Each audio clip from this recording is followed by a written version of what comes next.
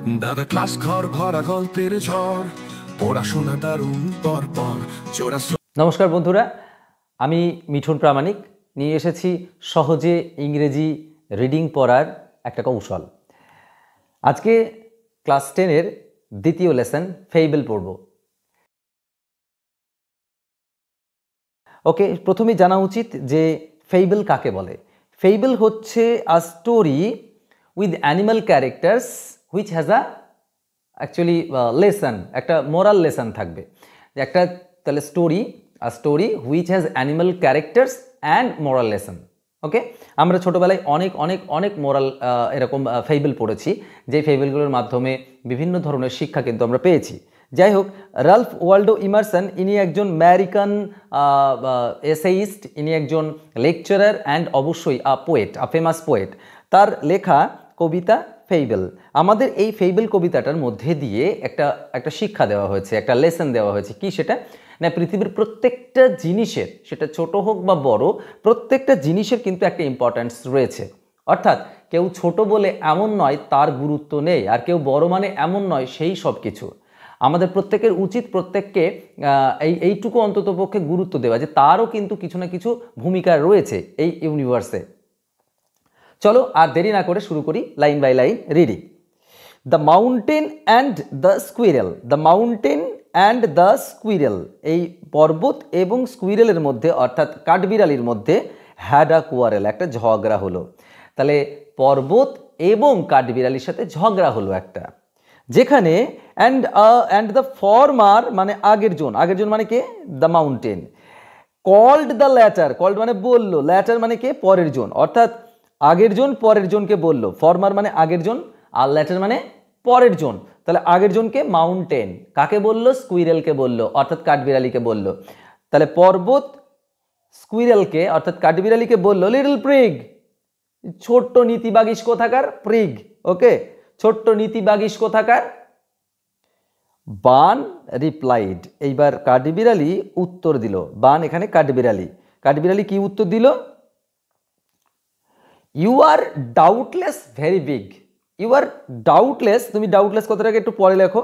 তাহলে you are very big, no doubt, নিঃসন্দেহে, no doubt. দেখো ডি, এই ডাউটের উচ্চারণটা দেখো, বি টি আছে, এই বি আর টি একসাথে যদি থাকে তাহলে তার প্রোনাউন্সিয়েশনটা, আমাদের বি এর প্রোনাউন্সিয়েশন কিন্তু সাইলেন্ট হয়, ডাউট বলা হয় ওই জন্য। তাহলে নিঃসন্দেহে তুমি হচ্ছে ভেরি বিগ, অনেক বড়, পর্বত তুমি নিঃসন্দেহে বড়।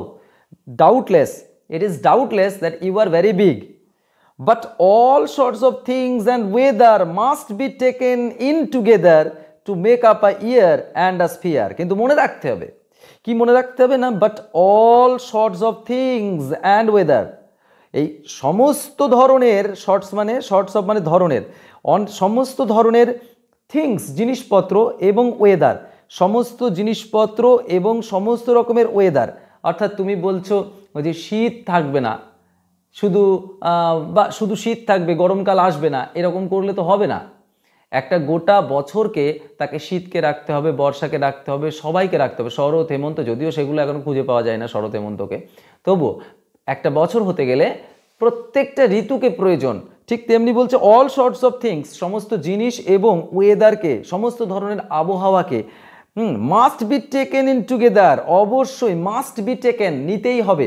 আচ্ছা, মাস্ট বি টেকেন এটা হচ্ছে আমরা জানি প্যাসিভ ভয়েসে লেখা, কারণ মোডাল ভার্ব মাস্ট, তারপরে একটা বি, তারপরে ভার্বের থার্ড ফর্ম, তাহলে মাস্ট বি টেকেন। কোনটা দেখো, all sorts of things and weather must be taken, অর্থাৎ এটা প্যাসিভ ভয়েসে লেখা, ইন টুগেদার একসাথে নিতে হবে। তাহলে সমস্ত ধরনের আবহাওয়া এবং সমস্ত ধরনের জিনিসপত্রকে নিতে হবে, কেন, টু মেক আপ এ ইয়ার, একটা বছরকে তৈরি করতে গেলে, অ্যান্ড আ স্ফিয়ার বা একটা গোলককে তৈরি করতে গেলে, বা বায়ুমণ্ডলকে তৈরি করতে গেলে সমস্ত কিছু প্রয়োজন, একটা গোলক, সমস্ত কিছু প্রয়োজন সেখানে, ইট কাঠ বালি নুড়ি পাথর সমস্ত কিছু। তো বলছে আমাদের একটু আগেই দেখলাম তাহলে যে পর্বত সে কাঠবিড়ালিকে বলছে তুই ছোট্ট নীতিবাগিস কোথাকার, তখন আমাদের কাঠবিড়ালি কিন্তু এই উত্তরটা দিল।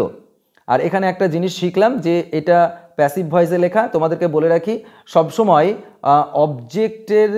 অবজেক্ট হওয়ার পরে যদি কোনো মোডাল ভার্ব থাকে, কোনো মোডাল অবজেক্ট প্লাস মোডাল, তারপরে বি থাকে, তারপরে ভার্বের থার্ড ফর্ম থাকে, তারপরে আদার্স যদি থাকে, এটা সবসময় প্যাসিভ ভয়েস মোডালের ক্ষেত্রে। ওকে, ঠিক এখানে দেখো মাস্ট মোডাল বি, তারপরে V3, এটা অবশ্যই মাথায় রাখবে কি না প্যাসিভ ভয়েস। এবার চলো, and I think it no disgrace, এবং আমি মনে করি এটা কোনো অসম্মানের নয়, আমি মনে করি এটা অসম্মানের নয়। কোনটা? টু অকুপাই মাই প্লেস, আমি যে জায়গাটায় আছি, আমার যা কিছু আছে, আমি ছোট হতে পারি, যেমনই হতে পারি, যেমনই হই না কেন, আমার তাতে কিন্তু কোনো আমার নিজেকে লজ্জা লাগে না বা অসম্মান মনে হয় না। অর্থাৎ আমি আমি আমি যেমন, আমি জানি আমার নিজের ভূমিকা কতটুকু, আমি জানি আমার ইম্পর্টেন্স কতটুকু, আমার গুরুত্ব কতটুকু, তাই তাতে আমি ছোট বলে আমি কখনো কি মনে করি না, না আমি লজ্জা পাই না, আমি তাতে কোনো অপমান বোধ করি না। তাহলে আমাদের মধ্যে অনেকেই আছে, আমরা যে কালো বা যে রোগা, আমার কথাই ধরো না, যাই হোক, যারা একটু এরকম, যারা একটু মনে হয় যেন অন্যরকম, তারা নিজেদেরকে ডিপ্রেশনে ভোগে, তারা মনে করে যে না আমি বোধহয় আমার কোনো ইম্পর্টেন্স নেই। কিন্তু না, পৃথিবীর প্রত্যেকটা মানুষের, প্রত্যেকটা বিষয়ের, প্রত্যেকটা জিনিসের একটা গুরুত্ব রয়েছে।